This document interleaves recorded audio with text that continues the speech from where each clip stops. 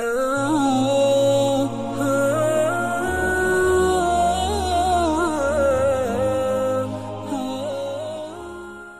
ایک عجیب و غریب صورتحال سامنے آئی اور اخباروں میں اور سوشل میڈیا کے ذریعے یہ پتہ چلا کہ مثلا کسی گھر میں نماز ہو رہی ہے، نماز پڑھنے والے گھر کے لوگ ہیں، کوئی باہر سے نہیں آیا ہے، 4 لوگ ہیں 5 لوگ ہیں، اپنی چھت کے اوپر نماز پڑھ رہے ہیں، تراویح پڑھ رہے ہیں اپنے گھر میں۔ تو کسی پڑوسی نے شکایت کر دی کہ ان کے یہاں تو جماعت ہو رہی ہے، پولیس پہنچ گئی، FIR ہو گئی۔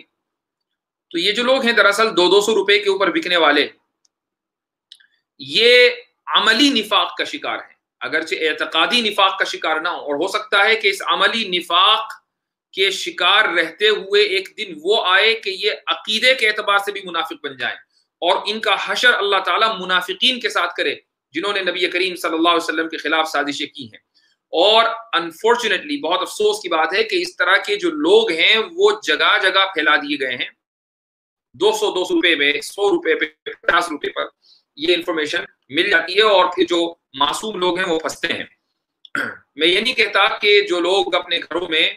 یعنی اپنے گھروں کو مسجد بنا لی جائے، مسجدیں بند ہیں، 100 لوگ، 50 لوگ، 20 لوگ ایک گھر میں جمع ہو جائیں اور وہاں جمعہ کی نماز ہو رہی ہے اور تراویح ہو رہی ہے، نہیں۔ حکومت کی جو ہدایات ہیں ان کی پابندی ضروری ہے، لیکن جتنی ہدایات ہیں انہی کی پابندی کی جائے گی، اس سے آگے بڑھنے کی کوئی ضرورت نہیں ہے۔ اب حکومت نے یہ تو نہیں کہا کہ اپنے گھر میں بھی سوشل ڈسٹینسنگ کرو، جو آدمی اپنے گھر میں ہے وہ اپنے گھر میں ہے، اگر ایک گھر میں 10 آدمی رہتے ہیں تو 10 آدمی رہیں گے، وہ 5 کہاں چلے جائیں گے؟ اسی جگہ رہیں گے۔ اچھا وہ ساتھ میں نماز اگر پڑھ رہے ہیں تو پہلے سے پڑھتے آ رہے ہیں، جب ساتھ میں رہتے آ رہے ہیں، ساتھ میں اٹھ رہے ہیں، ساتھ میں کھا رہے ہیں، ساتھ میں پی رہے ہیں، تو ساتھ میں نماز پڑھنے میں کیا پرابلم ہے؟ تو لیکن ہوتا یہ ہے کہ غلط شکایتوں کے نتیجے میں اس طرح کے لوگ، معصوم افراد، یہ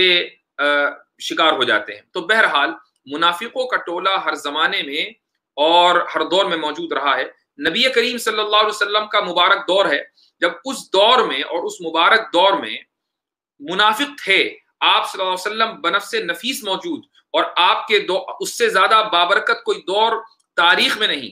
اور اس سے زیادہ بابرکت علاقہ دنیا میں نہیں، مکے اور مدینے کے علاوہ، اور اس سے زیادہ بابرکت شخصیت، نبی کریم علیہ الصلوۃ والسلام سے زیادہ بابرکت شخصیت کوئی دوسری نہیں، صحابہ کرام سے زیادہ بابرکت جماعت کوئی دوسری نہیں، تمام برکتیں اللہ نے ایک وقت میں اور ایک جگہ جمع کر دی، اس کے باوجود منافقین موجود ہیں۔ تو اس سے ثابت ہوا کہ اس طرح کے لوگ ہمیشہ موجود رہیں۔